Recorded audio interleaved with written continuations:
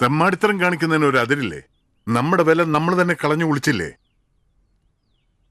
രണ്ടാളും കൂടി ആ പാവത്തിനെ നടുറോട്ടിലിട്ട് പട്ടിയെ തല്ലുന്ന പോലെ തല്ലി വലിയ കേമത്തായി പോയി. നിങ്ങൾ ആരാടാ, ഗുണ്ടകളോ? എന്താടാ ഒന്നും മിണ്ടാത്തെ? നിന്റെയൊക്കെ നാവ് ഇറങ്ങിപ്പോയോ? അവനും അവന്റെ കൂട്ടുകാരൻ ചെയ്ത വൃത്തിയുടെ എന്താ വലിയേട്ടൻ ഓർക്കാത്തെ? അന്ന് അതിന് സ്കൂളിൽ പോയി തല്ലി തീർത്തല്ലേ? ഇതിന് മാത്രം ഓർത്തു വെച്ച് അവനോട് പക തീർക്കാൻ എന്ത് അപരാധാണ് അവൻ ചെയ്തത്? യുവന്മാരെങ്കാനും തല്ലി അവൻ ചത്തുപോയാൽ ആര് സമാധാനം പറയും? വലിയേട്ടൻ ഇപ്പോഴും അവനെ ന്യായീകരിക്കുന്നത്. അതേടി, അവൻ സ്വന്തം പ്രാണം നോക്കാതെ എടുത്തു ചാടിയതുകൊണ്ടാ എന്റെ മോളെ എനിക്ക് നഷ്ടപ്പെടാതെ കിട്ടിയത്. അത് മറക്കാൻ എനിക്ക് പറ്റില്ല, മരണം വരെ. എന്ന് കരുതി ഞങ്ങൾ മതി മതി, ഇനി അതും ഇതും പറഞ്ഞു കുടുംബത്തിലെ മനസമാധാനം കളയണ്ട. ഒരു മംഗളകർമ്മം നടക്കാൻ പോകുന്ന സമയത്ത് ഏട്ടാനിയന്മാരും തമ്മിൽ വാക്കുവാദവും പ്രശ്നമൊന്നും വേണ്ട. അവനെ കണ്ട് മാപ്പ് പറഞ്ഞ് അങ്ങോട്ടും ഇങ്ങോട്ടും പൊറുക്കാൻ പറയണം. അവന്റെ കാല് പിടിച്ച് മാപ്പ് പറയാൻ എനിക്കിത്തിരി ബുദ്ധിമുട്ടുണ്ട്. എനിക്കും വേണ്ട, നിങ്ങൾ ആരും മാപ്പ് പറയണ്ട, ഞാൻ പറഞ്ഞോളാം. ഇനി അതിന്റെ പേരിൽ ഒരു പ്രശ്നം ഉണ്ടാക്കാതിരുന്നാ മതി.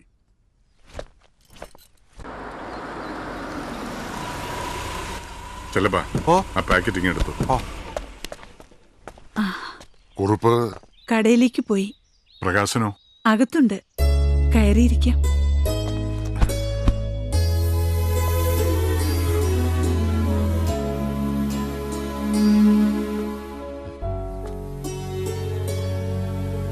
സത്യത്തിൽ ഇത്രയും വലിയ അക്രമമാണ് അവന്മാര് ചെയ്തതെന്ന് വാസുവേട്ടൻ പറയുമ്പോഴാ ഞാൻ അറിഞ്ഞത്.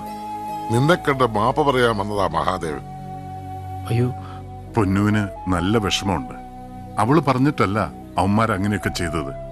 അവക്കും കൂടെ വേണ്ടി ഞാൻ മാപ്പ് ചോദിക്കുകയാണ്. നീ ഒന്നും മനസ്സിൽ വെക്കരുത്. സാരല്ല അങ്കിളെ, എനിക്ക് വഴക്കൊന്നുമില്ല. ഒന്നും ചെയ്യല്ലെന്നും പറഞ്ഞ് പൊന്നു തടസ്സം നിന്നതാ. പക്ഷെ അല്ലെങ്കിലും ഇവനിപ്പോ ദോഷ സമയ. അതൊക്കെ മാറി ശാരദാമ്മേ, എല്ലാത്തിനും ഒരു നേരോ കാലം ഒക്കെ ഉണ്ടല്ലോ. ആ, ഇത് നിനക്ക് വേണ്ടി പൊന്ന് സെലക്ട് ചെയ്തതാ. എന്താ ഇത്? പാന്റും ഷർട്ടും ഏതാണ്ടൊക്കെയാ.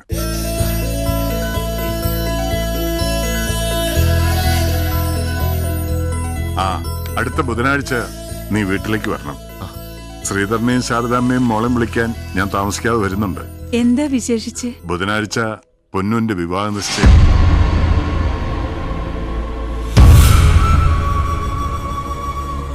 എല്ലാം പെട്ടെന്നായിരുന്നു. പെണ്ണ് കാണലും ചെറുക്കം കാണലും ഒക്കെ ഇന്റർനെറ്റ് വഴിയായിരുന്നു. എവിടുന്നാ? അവരുടെ തറവാടൊക്കെ ഇവിടെ പട്ടാമ്പിയില. എന്നാ ഞങ്ങൾ ഇറങ്ങട്ടെ. അയ്യോ, വന്നിട്ട് ഒരു ഗ്ലാസ് ചായ പോലും അത് കുടിക്കാതെ. അടുത്ത പ്രാവശ്യം വരുമ്പോ ആട്ടെ. ആ, ഇനി ഒന്നേ, ബുധനാഴ്ച അങ്ങ് എത്തിയേക്കണം. പിന്നെ നിന്റെ കൂട്ടുകാരെയൊക്കെ കൂട്ടിയാരെ എല്ലാം ഒന്ന് കോംപ്രമൈസ് ആക്കണം. ഇറങ്ങട്ടെ.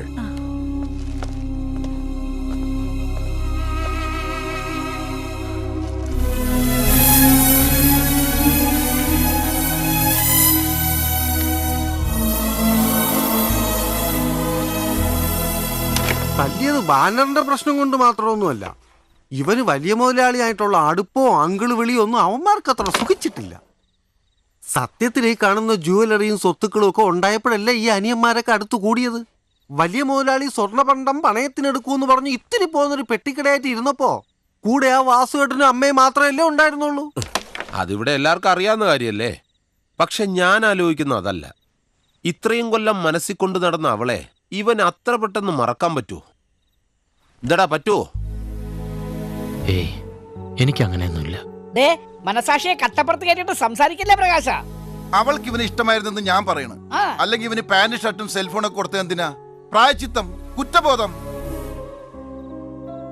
പ്രകാശ, സെൽഫോൺ എടുത്ത് കുത്തി വിളിയടാ അവളെ. എന്നിട്ട് നിന്റെ ചങ്കിനകത്തുള്ളത് തുറന്ന് പറയവളോട്. ഏയ് വേണ്ടടാ,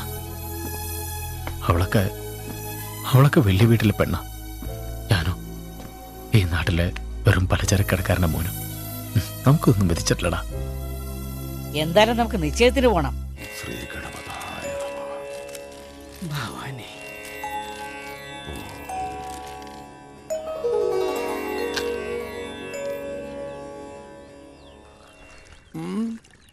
കുഴപ്പമില്ല.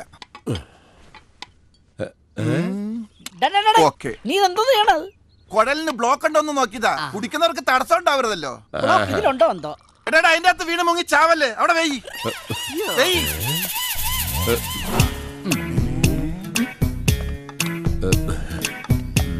എക്സ്ക്യൂസ് മീ മാഡം, എനിക്ക് മനസ്സിലായില്ല. ഇവിടുത്തെ സെർവന്റ് ആണോ? എന്താ പേര്? പെട്രീഷ്യ. പെട്ടിയാട്ടോറഷേ? പെട്ടി ഓട്ടർഷ എന്നല്ല, പിന്നെ? പെട്രീഷ്യ. ഇക്കണക്കിന് കുട്ടിയുടെ അമ്മയുടെ പേരെന്താ? പെറ്റിനിറ്റോ. ഇതുവരെ അവര് പെറ്റണിയിട്ടില്ലേ? കഷ്ടം. അനാവശ്യം പറയുന്നു. നക്ഷത്ര ദീപങ്ങൾ തിളങ്ങി നവരാത്രി മണ്ഡകാലം. നീ ഇതെവിടെ പോയതാ? ഞാൻ ബാത്റൂമില്. ഈ നേരത്താ? ബാത്റൂമിൽ പോവാ അങ്ങനെ സമയവും കാലമൊന്നുമില്ല. മുട്ടിയാ എനിക്ക് ഉടനെ പോണം. അതാ ഒരു കിതപ്പ്. ഇതിലൊന്നും നിറച്ചില്ലേ? നിറയ്ക്കാൻ പോകുന്നേ ഉള്ളൂ. വന്നേ. ആ, നിനക്ക് അടി കിട്ടിയല്ലേ? നിനക്കാ? എനിക്ക് സെയിം വെച്ച്. എനിക്കൊന്നും കിട്ടിയുള്ളൂ. ഇത് എനിക്ക് സ്ഥിരം കിട്ടുന്നതാ. മനസ്സിലായി. എനിക്ക് വന്ന് ബാത്റൂമിൽ പോണം. ഫ്ലഷ് ചെയ്ത സെപ്റ്റിക് ടാങ്കിൽ നോക്കിയാ മതി. ഉണ്ടാക്കടാ. സത്യം പറഞ്ഞ ഈ പ്രകാശന്റെ മനക്കെട്ടി സമ്മതിക്കണം. ഒന്നും ഉണ്ടാകാത്തതുപോലെ കൂളായിട്ട് നിൽക്കുന്നത് കണ്ടില്ലേ? ഞാനോ മറ്റോ ആയിരിക്കണമായിരുന്നു. ഈ ഫാനിൽ കെട്ടിത്തൂക്കി ചത്തേനെ. എവിടാ? ഈ ഫാനില്. ടേബിൾ ഫാനില. ഒറ്റ ഇടി ഇടിച്ചോണ്ടല്ലേ നടക്കുന്ന കാര്യമല്ല പറയടാ. ഇനി വരന്റെ അച്ഛനും വധുവിന്റെ അച്ഛനും മുഹൂർത്തക്കുറിപ്പ് അങ്ങ് കൈമാറുക. സാറിന് ഇനി വരനും വധുവും പരസ്പരം മോതിരങ്ങൾ അണിയിക്കുക.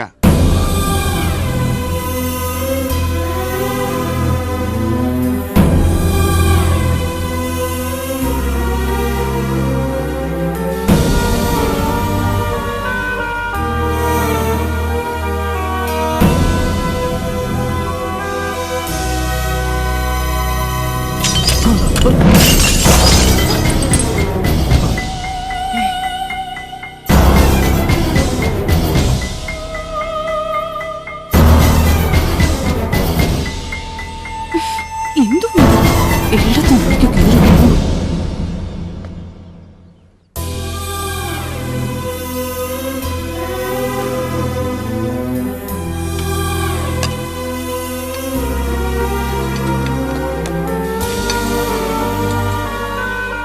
എന്താടാ ഈ കാണിച്ചേ? കൈ മുഖത്ത് കണ്ണില്ലേ? കേറി വന്നോളൂ ശകുനം മുടക്കാൻ. അറിയാതെ സാരയില്ല, അറിയാതെ പറ്റിയതല്ലേ. വേഗം പിറക്കി എടുക്കടാ. നീ അങ്ങോട്ട് പോക്കോ, ഞാൻ എടുത്തോളാം.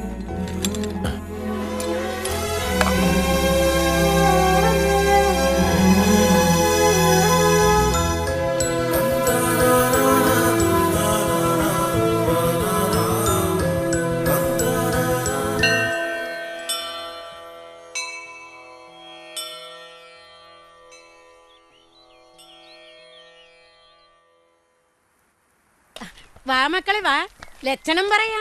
മോന്റെ നക്ഷത്രം നോക്കി ലക്ഷണം പറയാം. തത്തമ്മയെ കൊണ്ടൊരു ചീട്ടെടുപ്പിക്കട്ടെ. ചീട്ടെടുപ്പിച്ചിട്ടൊന്നും ഒരു കാര്യമില്ല. അല്ലാതെ തന്നെ മനുഷ്യന്റെ ചീട്ട് കയറിയിരിക്കും. മുഖ ലക്ഷണം പറയാം. മനസ്സിൽ ആശിച്ചതൊന്നും കൈവിട്ട് പോയിട്ടില്ല കേട്ടാ. വാ ഇരിക്ക്. കാക്കാലത്തേക്കൊരു ദക്ഷണതാ മോനെ. ലക്ഷണം പറയാം.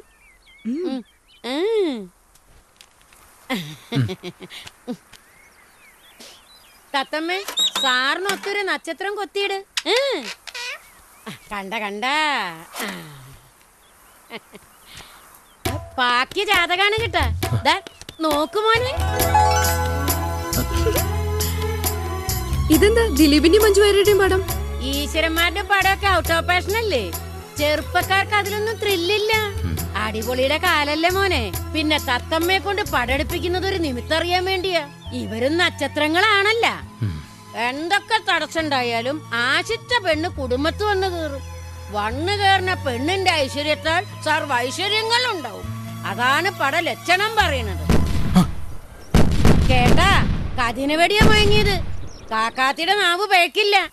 ഒരു കുറിമാനം കുറിക്കാൻ സമയായി.